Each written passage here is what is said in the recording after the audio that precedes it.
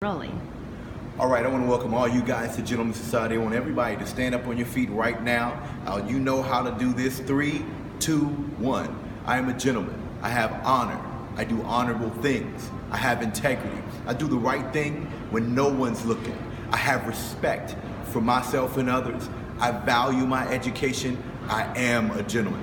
So look, gentlemen, I'm coming to you from Las Vegas, long, far away from you, but I wanted to make sure I got this information to you. So I'm here at a fine dining restaurant. I'm going to show you how you do fine dining, and that's what we're talking about today is fine dining. When you go to a fine dining situation, we want you to be able to not only just survive, but thrive in that environment and be comfortable in that environment. So before I go into some of the rules of fine dining in general, I want to talk about some other things that may not be as associated with fine dining as you think they are. First of all, whenever you're getting ready to go do some fine dining, don't be hungry. I want you to know that. Don't be hungry. So if you're hungry, pick up something on the way. Don't wait till you get there if you're starving. Now let me tell you why.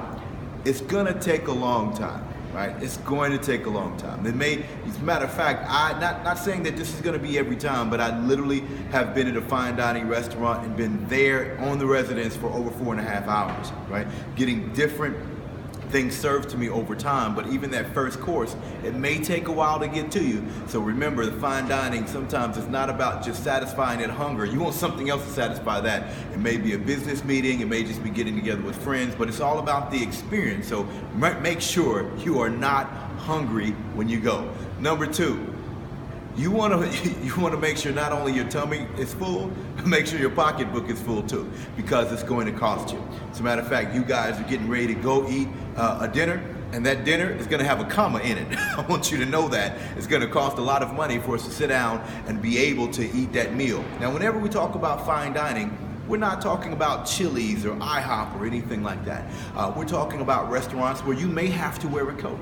We're talking about restaurants where you may have to make a reservation. And we're looking at restaurants where one meal may cost you in excess of $100. Sometimes up to $200 and $300 for one particular meal, just depending on what you're eating and what you're drinking. So it could cost a pretty penny to go out to a fine dining restaurant. So chances are, if you go to a restaurant and you're spending $25, $30, it's probably not fine dining.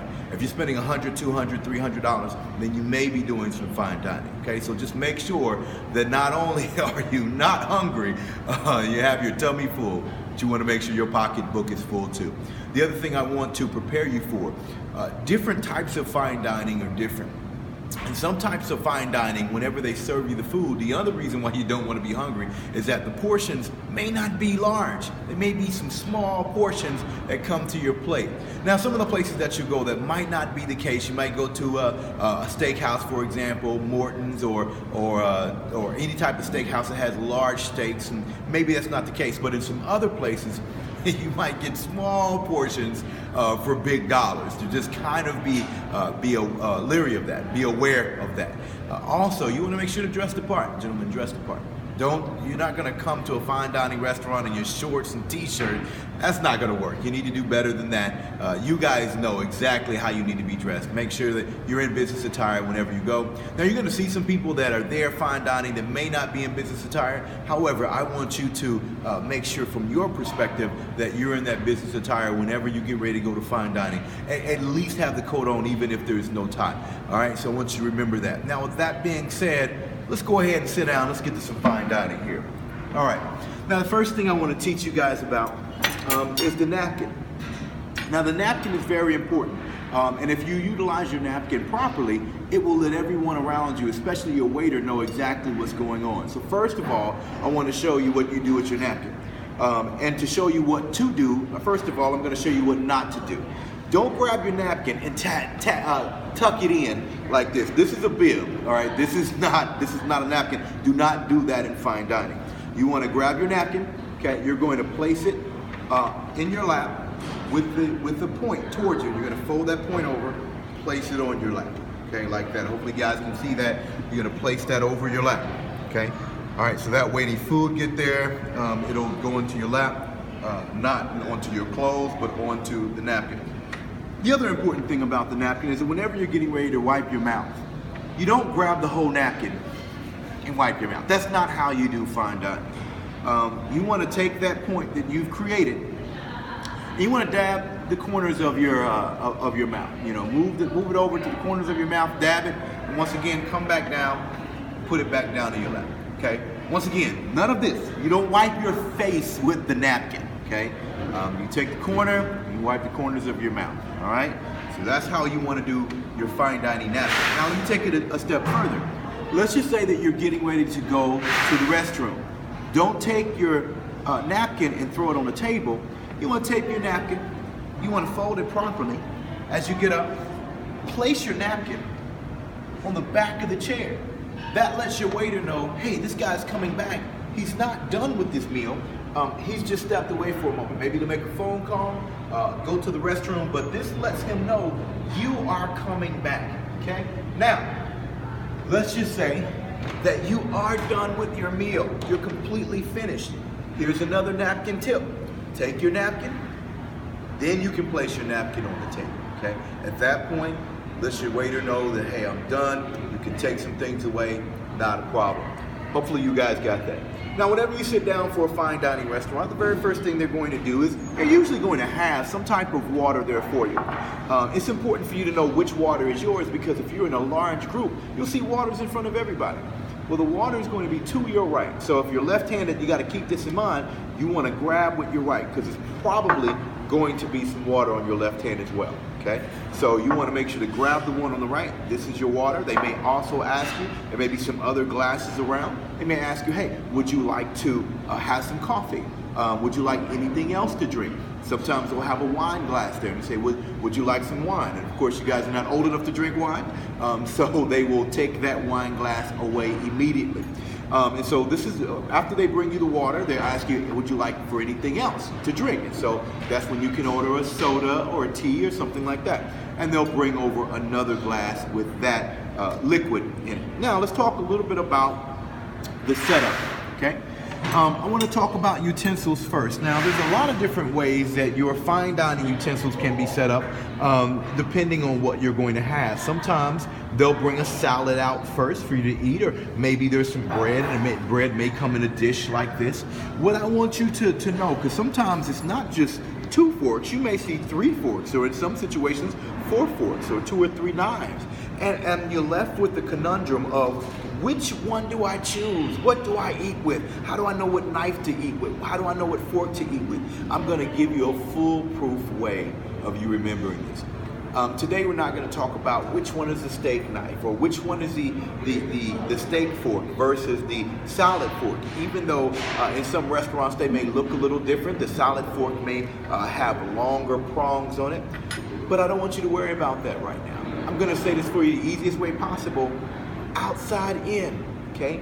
Outside in. So you want to start with the utensils or on the outside, and you want to work your way in. So if they bring the appetizer out, and let's just say the appetizer is, I don't know, maybe some type of meat, and you want to know which fork do I eat that with? Well, you want to grab that outside fork, okay? And that's what you're going to eat that with. If they bring some soup, you want to grab that outside spoon, okay, to be able to eat that with. And once again, this is a pretty simple setup, but they do get a lot more complicated than this. You may have 3 or 4 spoons, you may have 2 or 3 knives, and just remember that. Start outside in, okay, outside in. If you remember that, you're going to go a long way. Now, the other thing, they may bring you some soup. Maybe you order the soup as an appetizer. They'll bring it out here, and you're going to consume that with your spoon. Okay, it's important. You consume it with your spoon, not with your lips on the bowl. Okay, never do you pick up the bowl and start supping out of the bowl.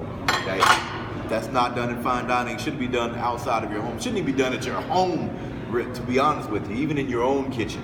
Okay, you want to start with some good habits. So you want to take that outside spoon, and you're going to eat with that spoon. If you can, kind of eat over the bowl. That way you won't spill so much everywhere else. Okay? Once you are done with your soup, leave the utensil inside the bowl. They will come and take it off.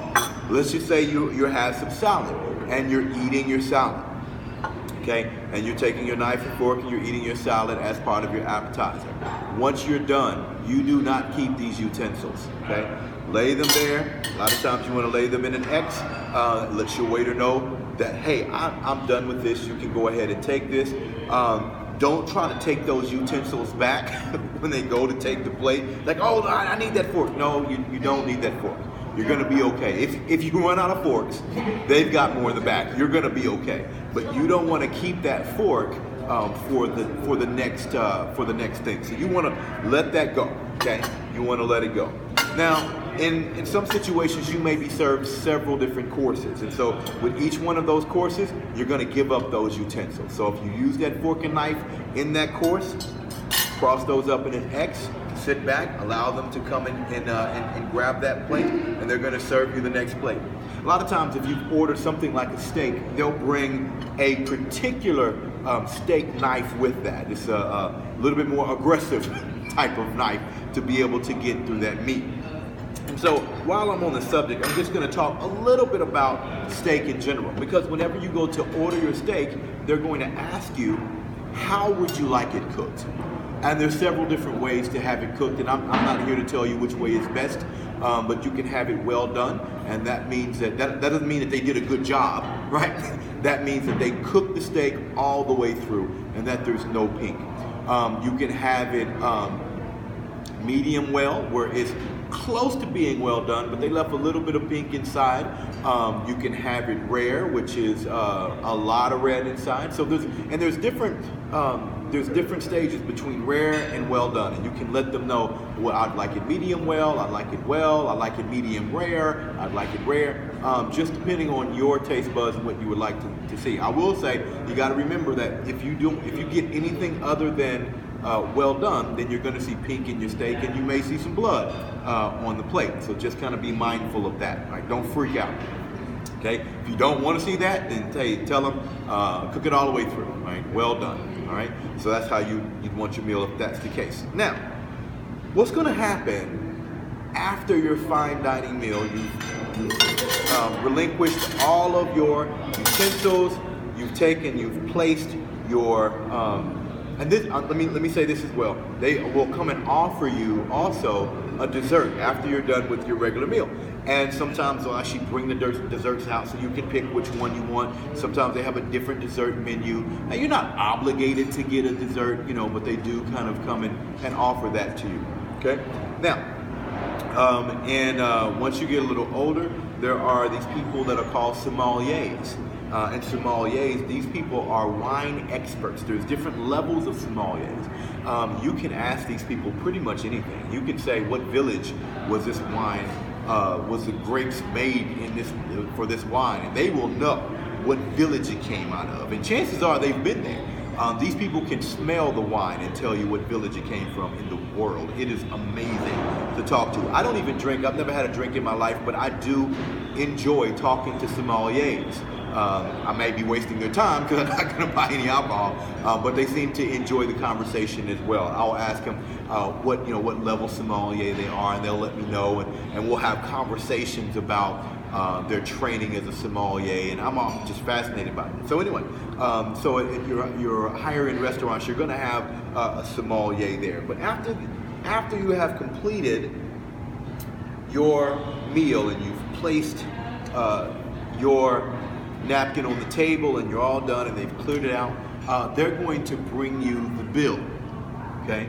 And the bill is going to come, and whether it's $100, $500, whatever it is, the bill is there. Now at that point, there's going to be a line that says tip, all right? Now if you get a $100 meal, your tip is not $2, okay? For me, I pretty much start at 20%. Now, it is customary to do 15% or more. Now, let me tell you something. As a gentleman, you will hear people say, well, I didn't get good service, so I don't want to tip. Don't listen to any of that. You'll find that if you tip well, it just the way God works it out, you will have good service almost all the time. But you want to start no less than 15%. I will only do 15% if the service was horrible. If the service was horrible, my base is 15%. But like if it's just, it's got to be really bad for me to do 15%. I'm pretty much going to start at 20 and go up from that. Sometimes, we'll actually tip the amount of the bill. Okay, sometimes we'll tip multiple of the bill. So the bill may be $200, and you might tip $400. Okay, now that's not a requirement. Okay, you can do whatever you do, whatever your money allows you to be able to do. Okay, if I go in somewhere and I only have enough for 15%, right, then we're going to tip 15%. But if you say, well, I don't believe in that, I don't want to do that, then don't do fine dining. Okay, it's very simple. That if you're not going to tip these people for their service, because they almost get paid nothing. Okay, they almost get paid nothing, and so they work for tips. And so you want to make sure that you've taken care of them. Now, you may not agree with the system, and I don't really care if you don't agree with the system. If you don't agree, then don't go to a fine dining restaurant where you need to be able to tip your wait staff. Okay, you want to take care of them. So the bill will be there. These days now, they've calculated on the bill with 15, 18, 20%, what it all is. You can write that in the tip area, and then you add the tip to your total, and that's your total bill. Okay, and at that point, you pay for the bill.